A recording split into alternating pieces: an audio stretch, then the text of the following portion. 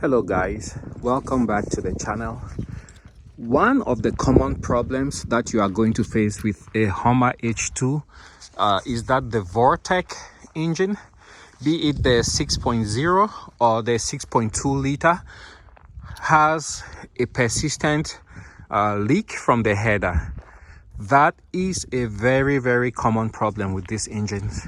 So essentially one of the most common sides that will leak will be on the driver's side. The passenger side could also leak, but it's more frequent and common on the driver's side. So what do I mean? Well, if you look at where the exhaust header joins the engine, those bolts there are notoriously weak, and they would work themselves out, or they will break after so many miles, and then you have a leak each time you start your vehicle. And that leak will go on until your exhaust header warms up and then makes a proper seal with the engine block. So that is a very common issue with these engines. And you can actually see the exhaust header right here in the wheel well.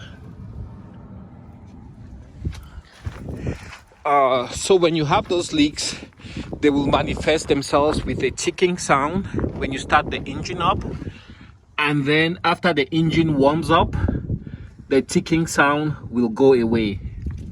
On mine, I have one of those bolts, the one all the way back there, that has worked itself a little bit off of the header. So I'm gonna do a cold start and you guys will hear the ticking sound, and then probably later when the engine warms up and the sound goes away, I'll do another video so you guys can hear the difference. Okay, let's jump in. Sorry about the mess. It's a little bit chilly out here today, so bear with me.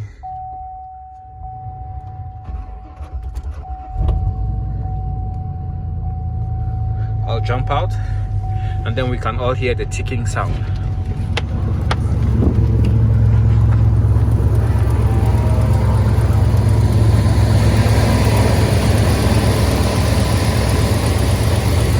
Let's give it a few moments for everything to settle down.